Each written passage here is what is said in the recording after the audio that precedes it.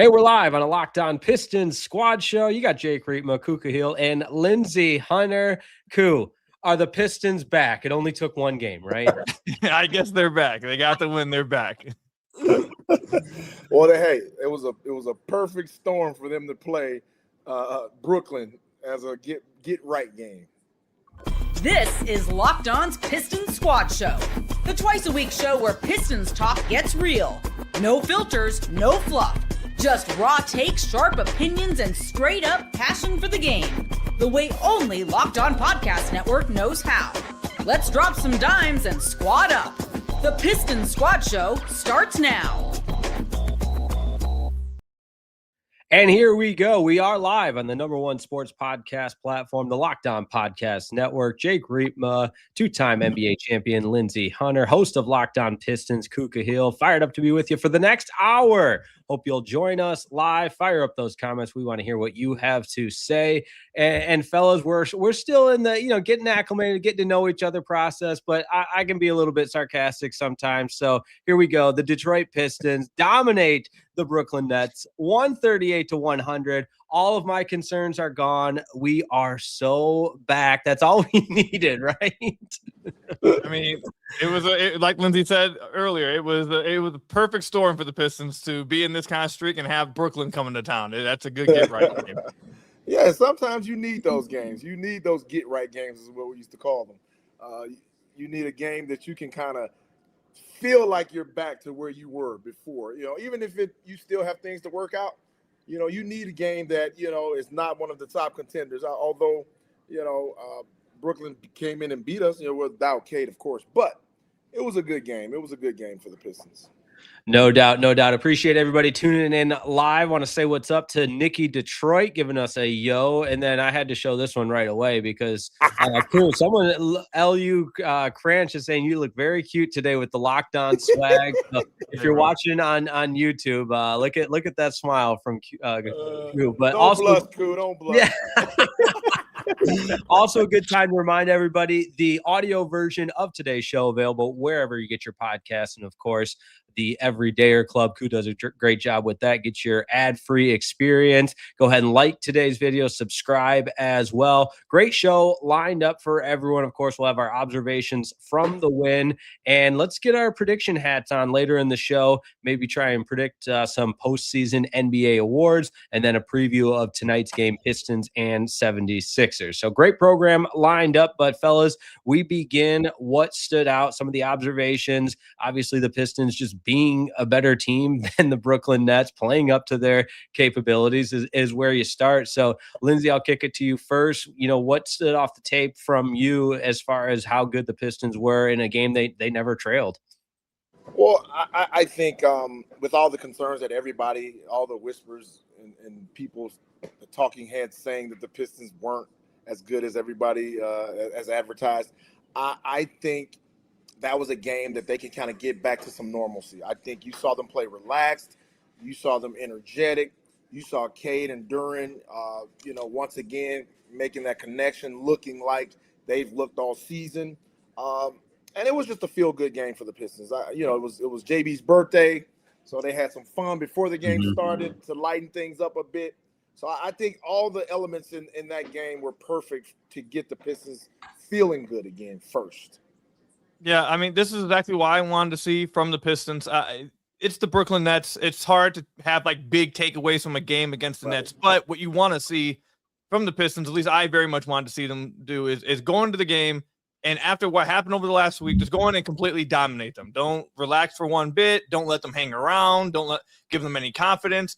Go in and reassert who you are, how much better you are than them, and keep the lead throughout. And at one point, I believe they were up 43. At one point, they completely dominated the Nets from the get-go, and that's exactly what you wanted to see. So even if it's just the Nets, being able to see them control a game like that and set the tone from opening tip-off was great to see. Yeah, after that second quarter, I immediately turned to thinking, all right, what did we talk about on Tuesday's show? What guys are going to be able to step up and provide that spark off the bench? And I immediately started, all right, let me get my calculator out here and start tracking who's playing how many minutes and how JB is working things around. So I want to go roundtable on that, because you look, I'm just from a minutes perspective. Paul Reed played 8 minutes, Isaiah Stewart 22 minutes, Ron Holland played 30. And we talked about Herter. He played 22 minutes. What did you guys make of just the rotation? And again, it's in a game, you're up by 50 points. It doesn't really matter, but there's still some observations and takeaways you can have from a game like that. Well, I think we talked about it. We talked about how we felt JB would try to insert some of those new guys in, try to get Herter more minutes to see how he actually can fit in. Try to get Reed more minutes to see how he can rotate those bigs. And I think that was important. That was a good game to try some new things, to see who fits, to see who plays well with one another, because those are things that you're going to need in the playoffs. You're going to have to know your second unit, how you're going to facilitate that second unit, how you're going to play your starters mixed with those second unit guys. All those things are important. And those are things that I think JB is thinking about right now. And we may have saw some of those things being worked into their mindsets of thinking, in the future, this is how we may plug this guy in. This is how we may substitute this guy. How many minutes will they play in the playoffs? Those are things that start formulating now, and I think that's the start of it. Yeah, I think that one of the players I was watching the most was Marcus Sasser. He's a guy that, going all the way back to the offseason, I spoke about how this is an older guy. Like, people think of him as like the super young guy because he was drafted, I believe, I think he was the same draft class as Cade, maybe Asar, I forget which one, but I think this is year 4 for him. But he's 25, 26 years old. He was a 4-year guy at Houston. So he doesn't have like everyone else when they're 21, 22, they can sit and develop and be like, okay, well, I still have a 7-8 year prime here to when I eventually get my turn. He's already 25, turning 26. Like, he wants to play. He wants to eventually get going here. He doesn't have forever to go. And he spoke about how he wanted to be a part of the rotation this year. And so far, that hadn't been the case. He had gotten a few chances beforehand and it had some good games, but then it had some tough stretches. So I think this is most important, really, for outside the team of the Pistons, obviously. I think this stretch is really important for Sasser while Asar is out. He's getting that chance to really play well. And if he can play as well as he did against Brooklyn throughout this entire time while Asar is out, maybe JB looks at it and it's like, okay, maybe we have another guy that can shoot the ball, another guy who can create their own shot off the bench. Maybe I need to find time for him. So I think this stretch is probably most important for Sasser, who JB is trusting to start. I think he's starting him to try to allow the bench unit to remain the same and have the same chemistry and try to get going. But if Sasser can play well in these minutes, I think that could do big things for him. Yeah, I definitely agree. I think he was a guy we looked at as being a kind of an energetic guy off the bench who could defend, who could make plays, who could make shots. He struggled a bit at times during this season. I think he played well against Brooklyn, and hopefully we can continue to see that with him, because he could be a guy that could be a surprise for the Pistons that can ignite the second unit if he can play at a high level, because, going into the playoffs, everything gets magnified. Mistakes are magnified. Big shots are magnified. Everything. It's a different game, and hopefully he can, kind of build himself up to be ready to play in that atmosphere.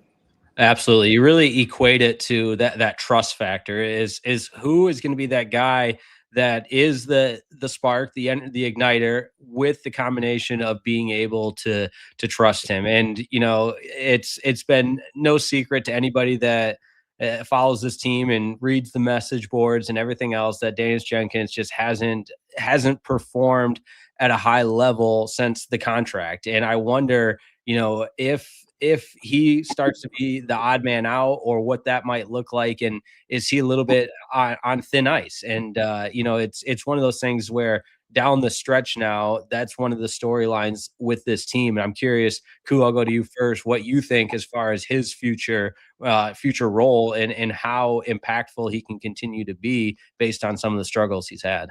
Yeah, I think Danis, you've seen him start to. I think JB's started to not dwindle his. I think that's the wrong word. He usually brings Danis in when he was playing well a little earlier into the game, and he's been waiting a little longer and pulling him quicker if he's not playing as well. I think over the last few games, I don't think it's just Danis though. I think it's just. I think it was Danis. I think even Karras. I think everyone who was just on the bench over this stretch didn't really play that well. Danis obviously hasn't played well for a few weeks. He's been struggling a little bit shooting from the field, but I think everyone off the bench had really been struggling to try to get a cohesive impact going over the last 2 weeks or so, a week and a half. So I think JB, like we talked about last episode, is someone who's going to trust his depth, trust his roster, and search for answers and give guys chances. And I don't know I don't think Sasser, to be honest, playing well would spell the end for Danis. I think Danis is probably I think Danis has a little bit more security than that, especially after being given the contract.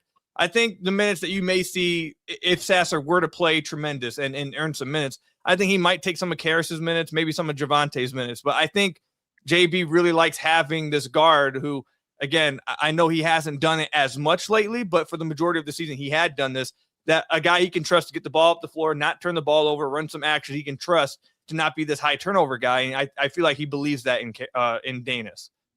Yep, I agree. I think Jenkins has proven himself to be a reliable guy off the bench. Of course, his production as far as scoring hasn't been what it was. And unfortunately, everybody's going to point to the fact that he signed a contract and maybe he's kind of exhaled, and maybe that may be true. But I think he has done enough for JB to have that confidence in him going down the stretch to know I do have a guy that I can rely on, that won't turn the ball over, that can make plays, is capable of making shots. So I think he's instilled that in JB right now, and it'll be up to Sasser to do the same thing.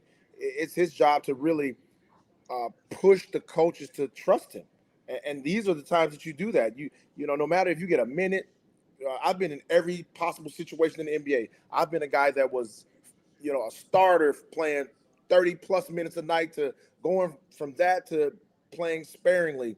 So, and one thing I prided myself in was always being ready, always preparing, always acting like I was going to play every night. And then in his case, he has to do the same thing to try to be ready at all times to earn that trust from the coaching staff.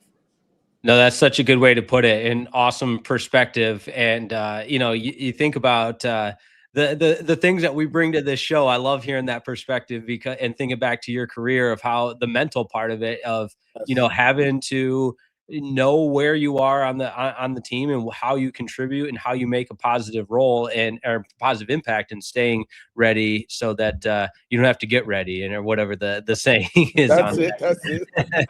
But love mixing in some comments here. I like this one from Sharon Dalton 7632. Sass would have a couple good games and then the next two he would be crap, and then off to the bench he goes. Can he be consistent? So, that's putting it bluntly, which we appreciate. But the name of the game does become a little bit about being consistent and stacking good games after good games to earn. And I think they kind of go hand in hand. Play consistently, earn the trust of the coach.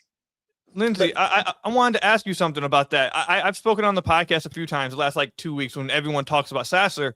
I've talked about how it's unfair, but when you're a guy in his position, anytime you get these minimal chances, if you have to take advantage of them, and if you don't, sometimes that leads to you may not get another chance, and you have to take advantage of those opportunities whenever you do. Can you speak to how tough is it for someone who maybe isn't a part of a rotation all the time, and then you get your chance, you're thrown into there? How tough is it to be able to stay hot, to stay ready, and be able to play really well when maybe for weeks you may not even play, and then you get this one chance you have to play well to get into the rotation? How tough is it? Oh, it's really tough. And the thing about it, being a younger guy, it's even harder because as a younger guy, you're still trying to establish yourself. You're trying to make a name for yourself. You're trying to prove to your coaches and your team that you are worthy of playing time and that you can produce. So it's a bit of a mental struggle. But once you start understanding this league and understanding how to make yourself an asset regardless. And it came to a point when I understood that everybody needed somebody that could stop somebody. Everybody needed somebody who could be disruptive defensively on the court. You're always going to be an asset if you can do that. Now, if you can hit shots and make things happen on offense as well, it's even more of a plus. So I found that to be my role at the end of my career, that I knew I'm going to defend. I'm going to play harder than everybody else on the second unit. I'm going to be disruptive on defense. I'm going to make shots when I'm open. I'm going to run plays. I'm not going to turn the ball over. So you can write down in concrete what I was going to do. And so I knew, I'm going to play regardless. I don't have to go out and make a ton of shots, but I know I'm going to play X amount of minutes because I know I have the trust of the coaching staff. My teammates know I'm going to play hard and I'm going to cause problems when I'm out on the floor. They want to see me out there. They supported me when I was out there. The coaches all felt like, man, we put Lindsey in the game. He's going to impact the game defensively. And I think one of our guys has to try to take that mindset. I know Asur is our starter doing that, but you have to have more guys. If you're going to make a deep run into the playoffs, you want to have a championship caliber team, you have to have all those different facets of the game.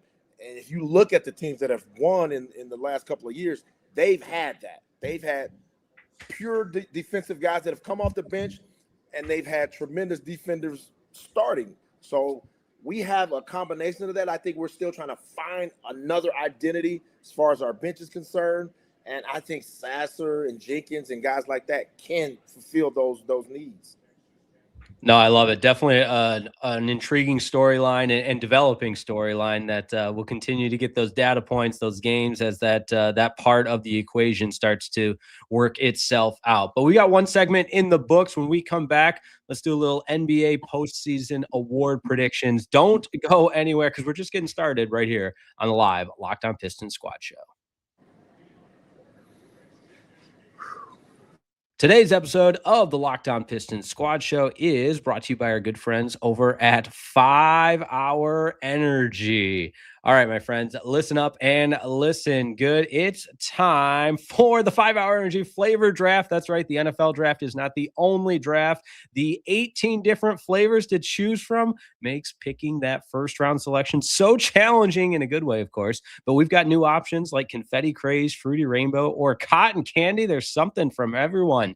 And the board is set. The flavors are ready. I've got my number one pick for you. No surprise. You know, I'm all about the confetti craze. It's not overly sweet. In fact, it's delicious. It's a perfect blend of rich and buttery, freshly baked confetti cake, smooth vanilla frosting, and a sprinkle of sweetness in every sip. Sweet birthday cake inspired flavor, notes of vanilla frosting, and sugary sprinkles. It is smooth and has that perfect dessert-like taste profile. You can get it today at 5hourenergy.com or on Amazon. That's the number one pick for me in the 5 Hour Energy draft, the confetti craze, available at 5hourenergy.com or amazon.com. Make sure you pick it up today. This episode of the Locked On Pistons Squad Show is also brought to you by our good friends at DoorDash. All right, here we go. The season, it's heating up. DoorDash has a new way to keep fans in their bag the whole way through. Whether you're watching the highlights, the tunnel fits, or just your favorite player, DoorDash makes the entire season that much more fun because every player has their bag. With DoorDash, fans have one too. DoorDash keeps your snacks stocked, your gear fresh, and your watch party vibes absolutely on point. Guys, I'm telling you, there are nights when your team just stresses you out. We know that. You know what? Let DoorDash become your post-game therapy. Sometimes you just need a dessert and you need it now, post-game. Absolutely. Sometimes those late night interviews hit and suddenly you need the chips at midnight. DoorDash is built exactly for that. It's the group chat that says pull up, and DoorDash makes you sure show up prepared. Snacks, cups, and even a phone charger for the friend who's always at 2%. We've always got that friend, right?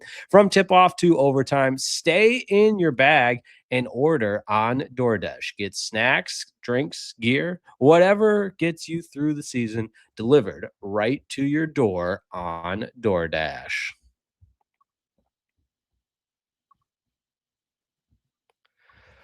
Whew, I got to take a deep breath, man. Those ad reads are killing me. You know, you know what that's like, man. Yes. They just throw up there on the screen, read this, read that. I'm like, man, we got a lot going on here. But thanks so much for tuning into the live Locked On Pistons Squad Show with myself, Jake Riepma, two-time NBA champ Lindsey Hunter, and the host of Locked On Pistons, Khahil. It's that time where, listen, I'll read Bleacher Report, I'll read NBA.com, kind of get in my bag and read lots of different articles, and the postseason award predictions caught my eye. So I thought we could have a little fun with that little roundtable discussion. And if you want to get in on the comments as well, we'll pick out a few to read it with a month left in the season.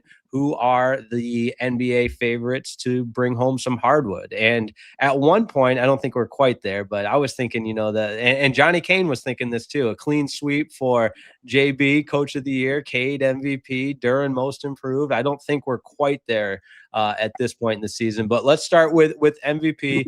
Curious who you guys are thinking for the most valuable player of the National Basketball Association.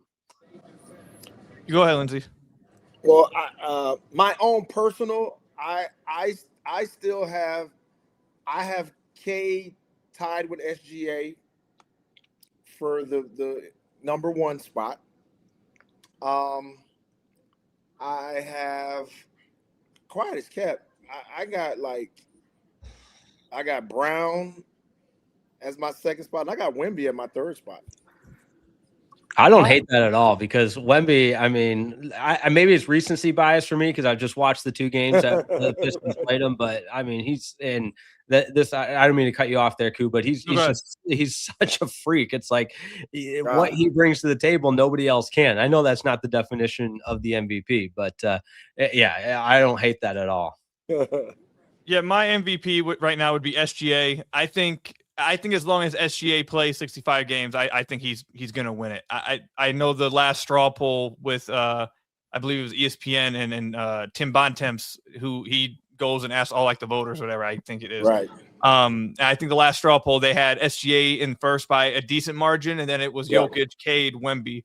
That one was right before the deadline, I believe, or right before the All-Star break was last time we had a straw poll. I think since then it's changed a little bit. I would have SGA 1. Honestly, I would have Wemby 2. I think what Wemby's doing is it feels like every time I watch a game from Wemby, I'm seeing something that I've just never seen before. I feel like every time he does something, I'm just like, dude, how is that possible? And they've won 16 of 17, the last 17 games. I think he's already putting himself in all-time defender conversations. He's already like by far the best defender in the league, and he's a really good offensive player. So I got Wemby 2, and then I got Cade, Jokic around the 3-4 line. So, but I think it's SGA's to lose unless if Wemby and the Spurs catch the Thunder in first in the NBA in record. I think they're like 2 or 3 games behind. With what Wemby's doing, Wemby might steal it. That's where I'm at with it. So Wemby right now could possibly be the offensive player. The MVP and the defensive player of the year. That's crazy. Yeah, he's just insane.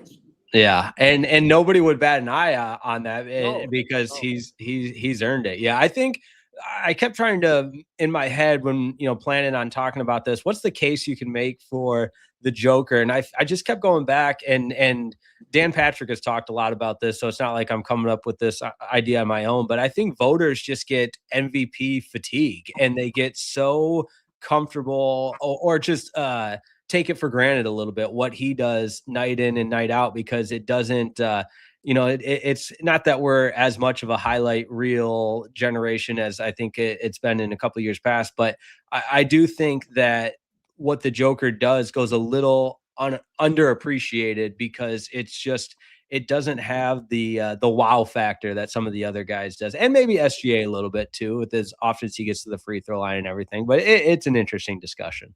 Well, Jake, go ahead. No, go ahead, Lindsey. My fault. Go ahead. Well, I'll tell you this: Joker is one of my favorite players to watch, and his basketball IQ and his acumen for the game is off the charts. Like I watch this guy do things out on the court, and just the small, subtle things that he does is like jaw dropping. I'm like, dude, this dude is 10 steps ahead of everybody. Yeah.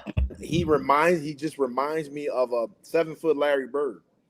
And just watching him, I love watching him. There are a few players at one time, especially the last 2-3 years, basketball, everybody has started being carbon copies. Everybody wants to shoot the three, space and pace.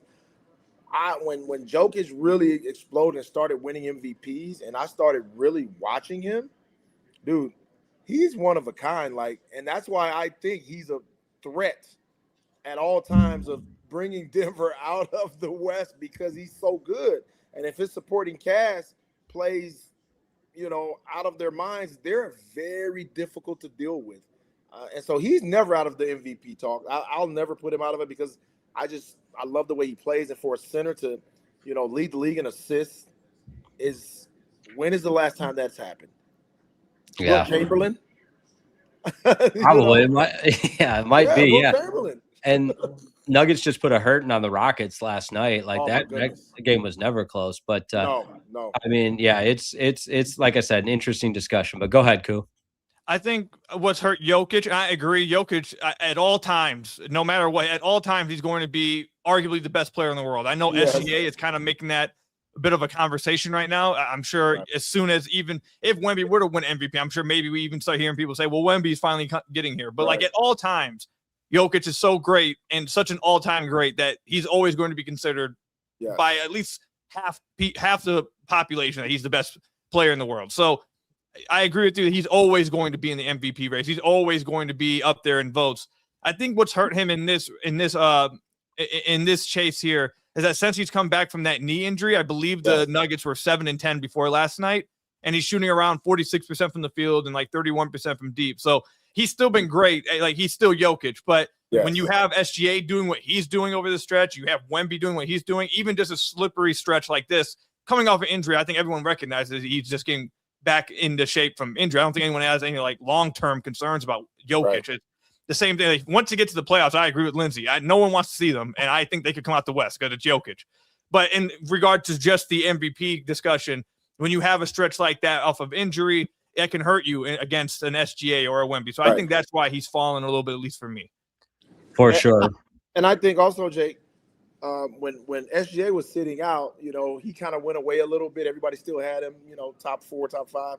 But the 4 games that when he came back, and he was absolutely unstoppable, and he just jumped out at everybody. And I think that kind of took it. And Cade had a few struggling games, and I don't think it's over. I think if Cade can come down the stretch and have a tremendous run, he'll be right back into it. The same thing with Joker. If Joker has some tremendous games down the stretch, I think it can still go either way, and if SGA stays the same or kind of levels off, I think somebody could overtake him. It'll be tough, but I think it's still possible.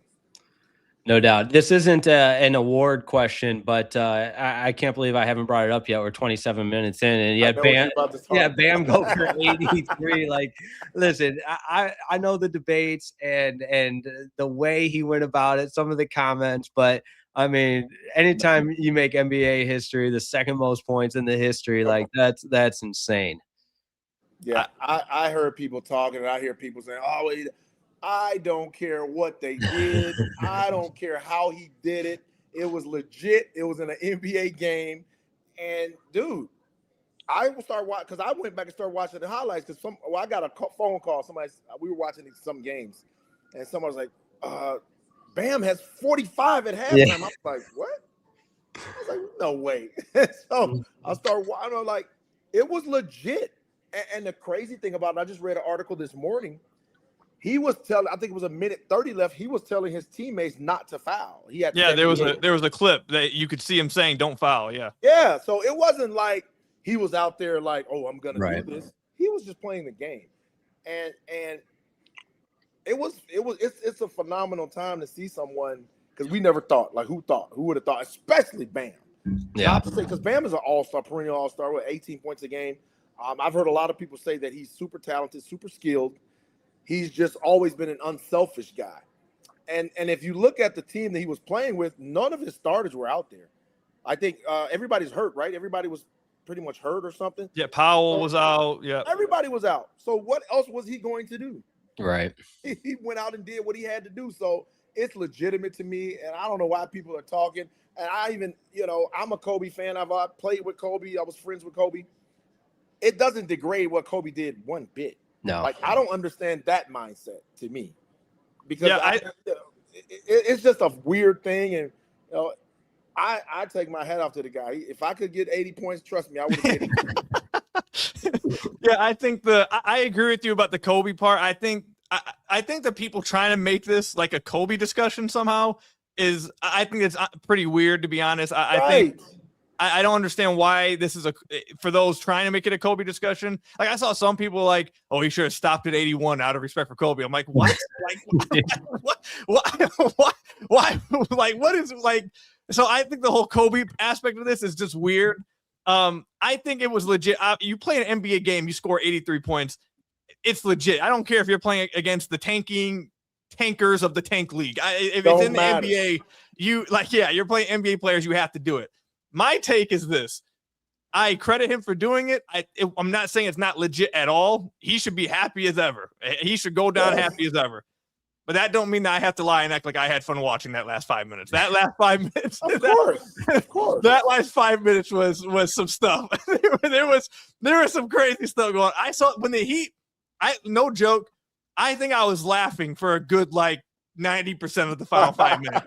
Because especially when the Heat intentionally missed the free throw for him to try to get a tip in, I was crying. I was like, nah, bro, no way we're doing this, bro. Cool. It was no doing of his, though.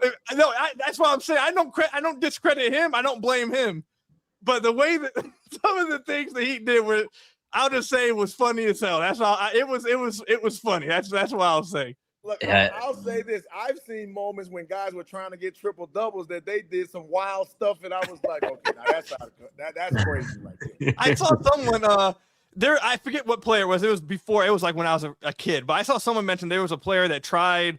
You probably know who it is, Lindsey. I probably messed up explaining it. Someone was trying to get triple double, and they shot it in their own basket and then tried to get the rebound. I forget who it was. Like back in the mid 2000s. It was Ricky Davis. Yeah, I was Googling it right now.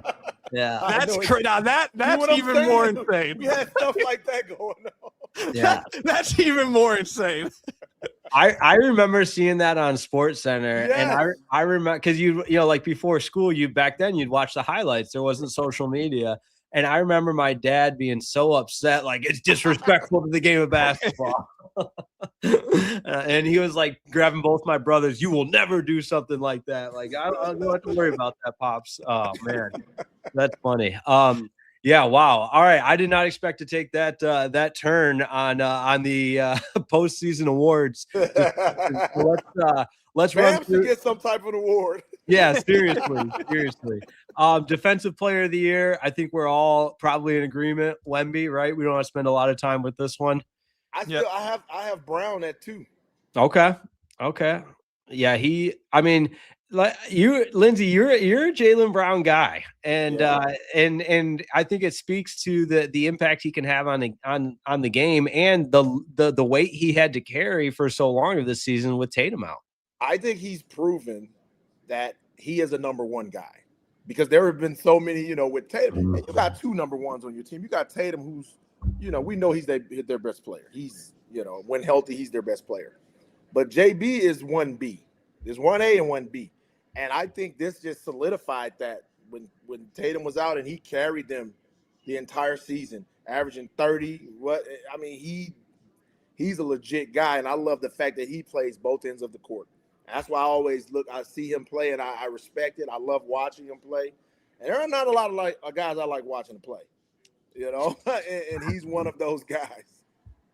All right, I'm going to skip ahead here to one that involves a potential Detroit Piston, most improved. And Bleacher Report's got Keontae George right now emerging as the favorite, but Jalen Duren is the next that's mentioned. I think we probably got 3, maybe a slightly biased here that would tag Jalen Duren as the most improved player, but George has obviously earned, the right to be in that discussion as well. Go ahead, Lindsey. Yeah, I watched George play when he first got there, and I was kind of impressed with him. I didn't really know much about him, but after watching him play, he's legit. Like he can hoop, and he's just having a breakout year now, and everybody's recognizing it. And no knocks on Duren. Duren has really had a breakout season. He was an all-star. What more can we say? It'll be tough to overtake what George is doing, but Duren could possibly still win it. Yeah, I think FanDuel right now has Duren as the slight favorite. I was looking at it yesterday. Mm-hmm. This is how I feel about the most improved stuff going on. I feel like, and Lindsey, speak on this if I'm wrong about it from your time. But from when I was growing up, I feel like my understanding of what the most improved player is supposed to be is not what it's become, in my opinion. Like, for me, I don't feel like, and Pistons fans may be upset about this, but just let me finish. I don't feel like Jalen Duren should even be like almost qualified for this award.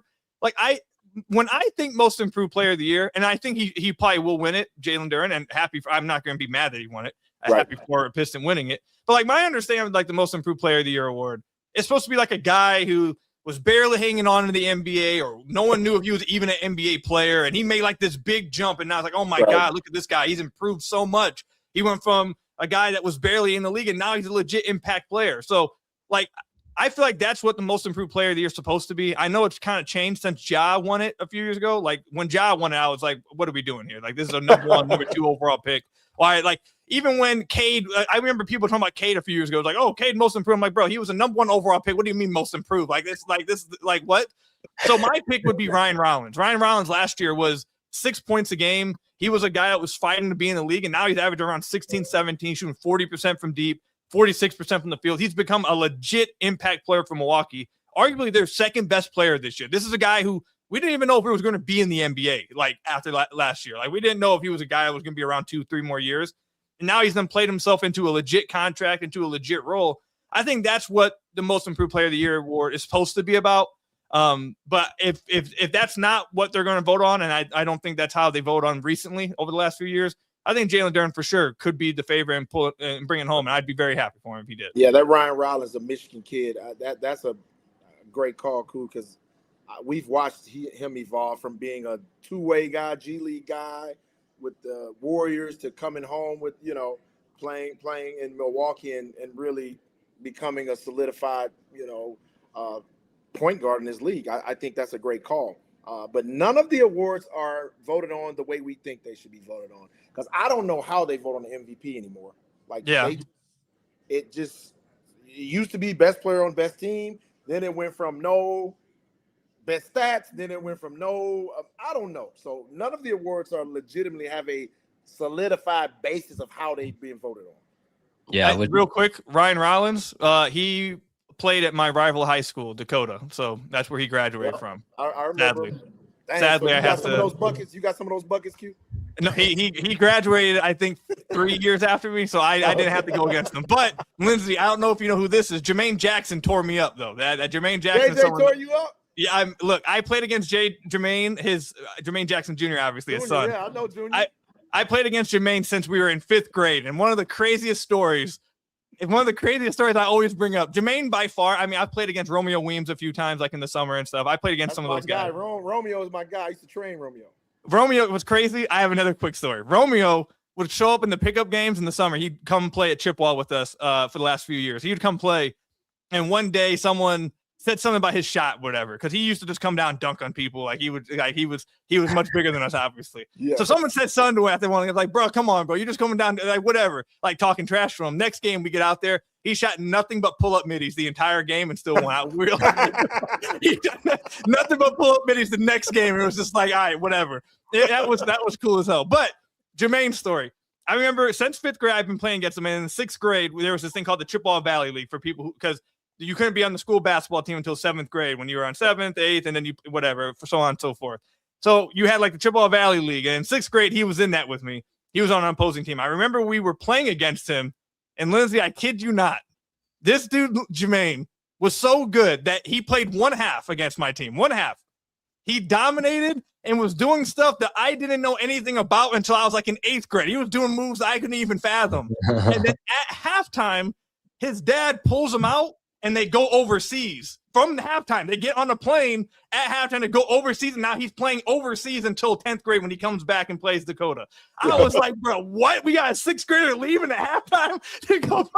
Let's go. What is happening? But yeah, those are my Jermaine Jackson. That's funny. Oh man, that's awesome. Those are the best, man. Great memories for sure. Cool. I'm glad you mentioned the odds. So I pulled up some of the FanDuel odds here, and you're right. Duren does have the best odds for most improved. And speaking of the best odds for Coach of the Year, JB Bickerstaff slightly ahead of Joe Mazzulla. So I think we can all agree JB's worthy of that Coach of the Year. Absolutely. Yeah, I think so. Yeah, absolutely. To see what the turnaround alone. Yeah. From the years that we've watched, he demands a serious look at being Coach of the Year this year, especially being number one, in the East and being number one in the league for a while. It's an obvious choice. Mazzulla has done an excellent job. Mazzulla's a great coach, by the way.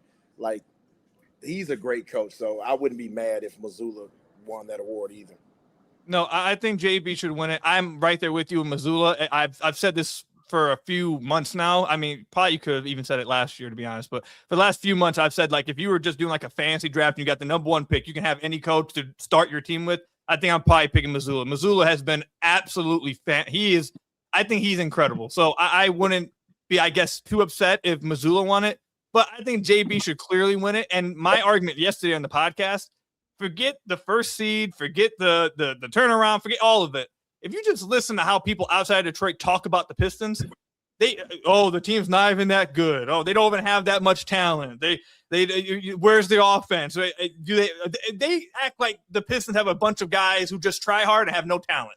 And if that's what you think, JB must be the best coach in the history of the NBA to have them in the first seed and have them argue with the best record in the NBA. If that's what you think, he should be the unanimous Coach of the Year. So that's my argument for JB. I love it. That's a mic drop right there. I love it. That's a great way to end this segment. Let's do a Pistons 76ers preview next, right after this on the Locked On Podcast Network.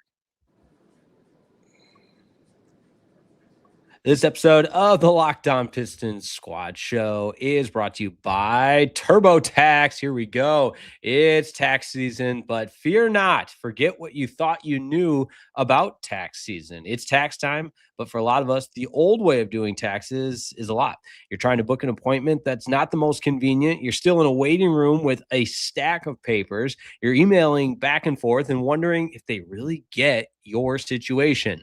But this year, you're getting a major upgrade into it. TurboTax now has in-person locations nationwide. You can meet face-to-face with a real tax expert, and your documents get uploaded straight to your TurboTax app right on the spot. And just like that, you're done. Your TurboTax expert works to get you every dollar you deserve while you get real-time notifications as you go about your day. It's the relief of walking in and meeting a real person and walking out knowing your taxes are being handled right. Head to turbotax.com/local to find a store near you and book your appointment today.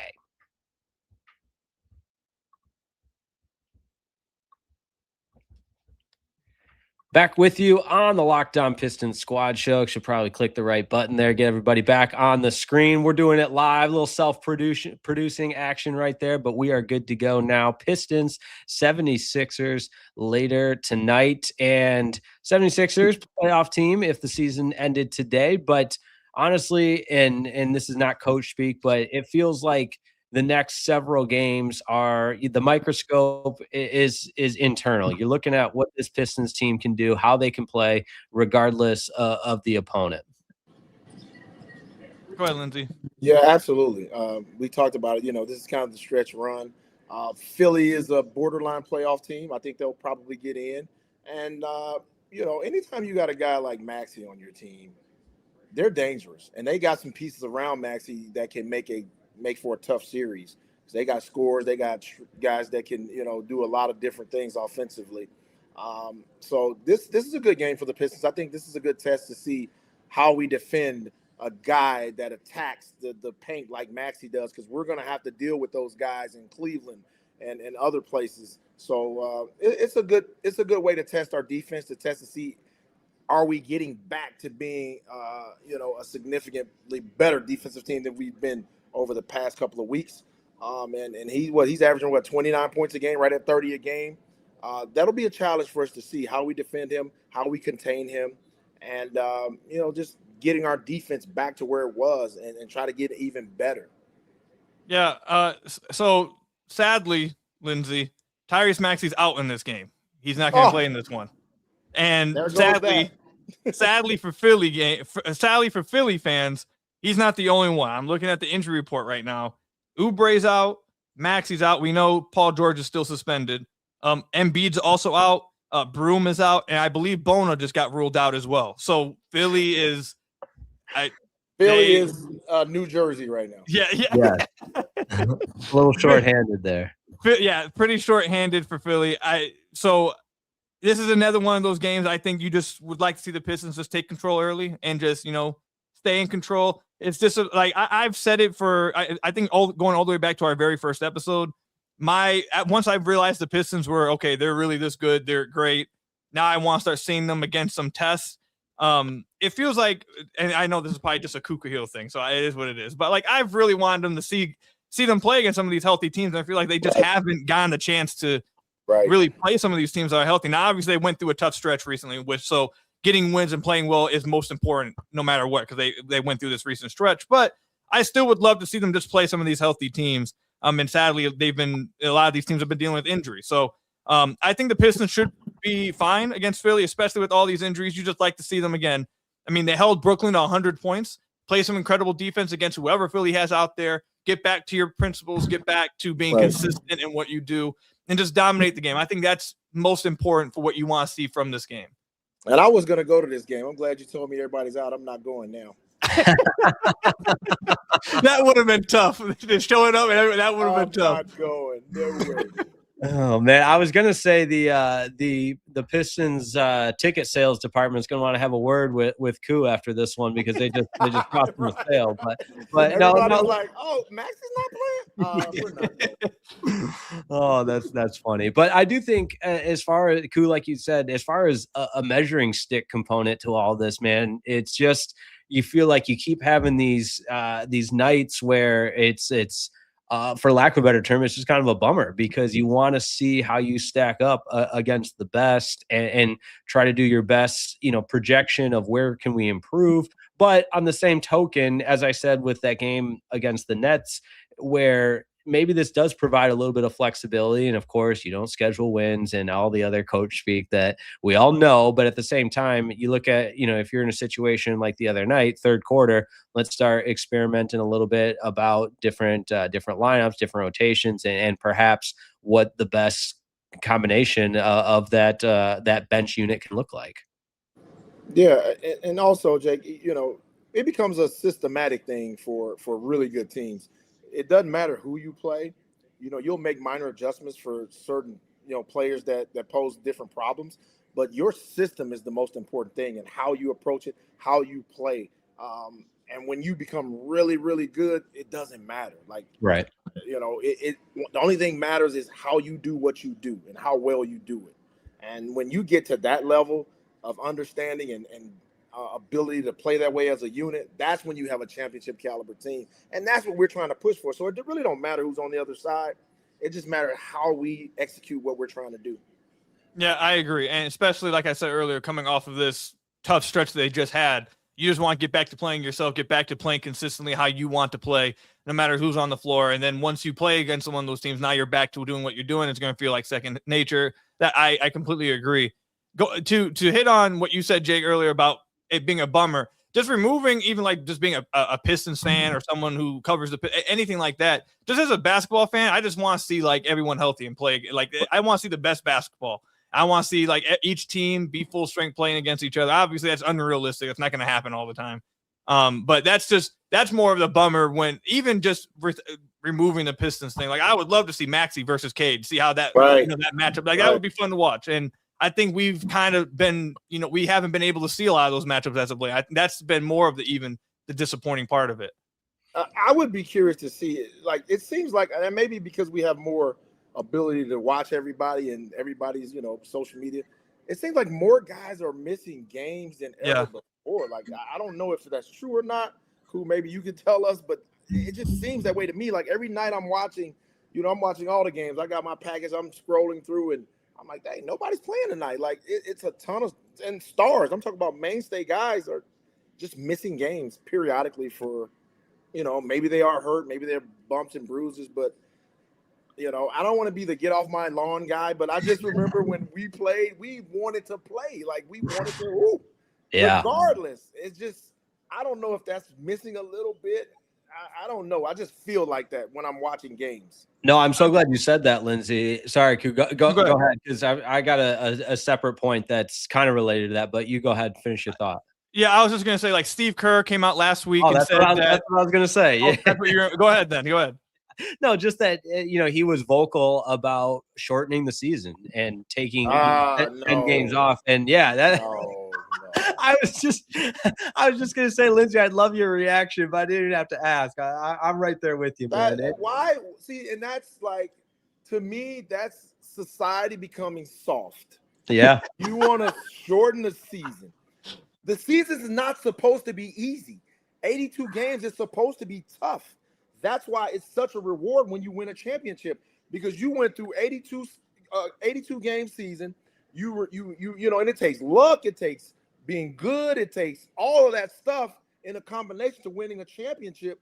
So you go through an 82 game season, and now you have to go through the rigors of the playoffs. That's the whole point of it. It's not easy. It's not supposed to be. So it's not supposed to be comfortable. It's not supposed to be, oh, let's take 10 games away so guys can be fresh. No, get in better condition during the offseason. I mean, that's just the reality of it. So when I hear people say stuff like that, it irks me, because I'm sitting here like, it's not supposed to be easy. I don't know one sport that winning a championship is easy in. Amen. I don't know one sport. I agree. I agree with what Lindsey's saying. What it is, and it's how it's supposed to be. It's been that way, you know. I don't even use. When I coach kids and I talk, I try not to say soft to kids. I don't like calling kids soft. I don't even like to tell them they're playing soft unless I just have to. But in a situation like this seems soft. I love it. I agree. I don't even want to take the last break, because Lindsey is cooking right now. We just got to let him go the rest of the show. But we'll keep the lights on. We'll wrap it up, and we've got more. We'll do a little Q&A and Lindsey with the mic drop moments. I love it. Don't go anywhere. It's the Locked On Pistons Squad Show. This episode of the Locked On Pistons Squad Show is brought to you by FanDuel. All right, here we go. The college basketball, it's nonstop. Big games, tight spreads, March Madness right around the corner. Momentum swings every single night, from early tip-offs to late West Coast shootouts. There's always some action on the board. Now, FanDuel is giving you a way to turn that energy into even bigger potential wins, a college basketball parlay profit boost. Mix it up or go with the team you've been following all season long. Build it however you want. We're talking rivalry games, maybe some over-unders, player props, ranked matchups, whatever you're feeling. And then you apply that profit boost and instantly bump up the potential payout. You can go safe. No, you should go bold. Ride with that team you've been following all season. It's your parlay, your style, now with more upside behind it. Head over to FanDuel.com to get started. FanDuel.com. Head over to FanDuel.com to get started. FanDuel, play your game. All right, final segment of the program. I always like to mix in a few questions from the viewers, the beauty of the live show. This one was from early in the program, Mr. Tony J, directing this question to Lindsey. You alone played with Kobe, Isaiah, Grant, Joe, and Chauncey. How does what you learn from them influence what you see in Cade? Well, I tell you what, one thing I learned fast is how different superstar guys are. You know, majority of guys that make it to the NBA were the guy in college. All of us. You know, I was the second lead scorer in the country in college. You know what I'm saying? So everybody was that guy in college. When you get to the NBA, you're one of the guys, but then there are these guys. Like, there are these guys that you go every night, you watch them and you go, okay, he's different. You know? I remember my rookie year, and I'm going around the league, and we're learning, and you're seeing like something that you've never seen every night. Like, you see a regular guy do something you've never seen anybody do that before. And then you start running across the superstars, and you're really in awe, like, okay, for me to stay in this league, I got to work my butt off even more because these guys are unbelievably good. And when playing, like Isaiah was always, I idolized Isaiah since I was a little kid. I first started liking Magic, and my dad told me I wasn't going to be tall. My dad was like, there's no sense to you watching. He's like, you'll never be able to do what that guy's doing. And so That's funny. I started watching Isaiah and the smaller guards, Tim Hardaway, and, you know, and then I started really seeing, like, Isaiah Thomas came to my basketball camp and put on an exhibition. And it was amazing. And just seeing those guys and being around, you know, I got to coach Steph Curry and Klay Thompson and Draymond. I got to coach a young Kyrie Irving when he was still in high school. So you see guys that are different. And when I saw Cade is one of those guys. Like, Cade has it, you know? Yeah. And it's just, it's a joy to see it finally flourish and him being able to show everybody that I am indeed one of those guys. Because, you know, the whispers were during that draft that, oh, man, this is not that good of a draft. Cade's number one by default because there's really not a lot of guys in this draft that, you know what I'm saying? That was the whispers in that draft. But he's proven that, no, regardless of, you know, when I was drafted, I probably would be a number one pick regardless to, you know, the time. No, that's awesome perspective. And I do remember having that, you know, hearing that exact same noise, like the Pistons finally got a number one pick. And then is Cade really that guy? And obviously he's proven it. All right. This one's good. Just as far as a lineup question is concerned from Chan6683, Tobias used to play the 3. Why not move him to the 3 while Asar is out and start Stu or B-Ball Paul at the 4 instead of Sasser at the 2 and Duncan at the 3? Ku, you want to grab this one first? Yeah, my answer to that would be that you've seen kind of over the last, I mean, when Tobias played the 3 in Detroit, times have changed. Like, they've sized down positions. Guys who were 3s became 4s. Guys who were 2s became 3s. You saw these because the league has kind of just went smaller in that regard. So, like, guys Tobias' size play the 4 now for the most part. I think the other thing with it as well is that Tobias has gotten older. Like, if we're talking about younger Tobias, I think that's different. Tobias has also gotten older. He doesn't move as well on the perimeter defensively. He's better suited guarding 4s now at this point of his career. He's not as good keeping up with people who are much faster, quicker, stuff like that. So, and that's what 3s are, especially nowadays. If you're guarding a wing, that guy's usually pretty quick. He's able to get to the basket. And Tobias, we've seen him, like, over the last, since he came to the Pistons, we've seen him guard more 5s than 3s. Like, we've seen him guard Cat. We've seen him switch on to, you know, all these guys. So I think it's more of a, to be honest, a defensive reason why. It's more like, I forget who exactly said it when I first heard it, but a few years ago, like maybe back before 2020 or whatever, someone I respect, I forget what podcast it was, they said your position, it was when people were talking about, oh, what position is Steph? Is he a point guard? Is he a shooting guard? Is LeBron a point guard, small forward, what, blah, blah. And they were like, whatever position you guard, that's the position you are. Whatever position you are defending, that's what we will classify you. So I think that's more to do with it than anything, that Tobias is much better and at guarding 4s now at this point of his career than he was at guarding 3s like 10 years ago when the Pistons first traded for him. Yeah, we say that all the time. Then I look at some guys that can't guard anybody, so what we consider them. Lindsey, what did you do with players that you had to coach? How was it? Did you have to? You don't have to put anybody on blast, but dealing with people that you felt just weren't trying to defend. How frustrating was that? You know, the most frustrating part about it is having to play a guy that's not your style of player, but the front office is telling you got to play him. So that does happen. You can confirm yes! that. It's the worst situation the coach can be in his life, because you're sitting there like, dude, this is just not my cup of tea. This guy right here can't guard a door, and I gotta play him. I got to figure this out. You know what I'm saying? It's tough. Man! And most of the guys that are in those positions aren't on good teams. Right. Oh man, if you're on a good team, you can pretty much dictate what you do because you got the firepower. You got really good players. But when you're one of those teams that's like a bottom dweller or fighting to get some respectability, front office is going to tell you, hey, no, we need to play this guy, or we're shopping or whatever. You're like, well, this is my record. I'm hurting my record, not you guys. Man, they don't care. I feel like we could do a whole show on that, but we are out of time for today. It's been a lot of fun on our Thursday show. Back with you on Tuesday. Khahil will have the post game after Pistons and 76ers later tonight. And as always, make sure you like today's video. Go ahead and subscribe as well. Appreciate all the comments. That makes it a lot of fun in the live show. If you missed the live show, check out the audio only version. For the host of Locked On Pistons, Khahil, two-time NBA champion Lindsey Hunter, my name is Jake Riepma. Thanks so much for tuning in. We will see you next time on the Locked On Pistons Squad Show.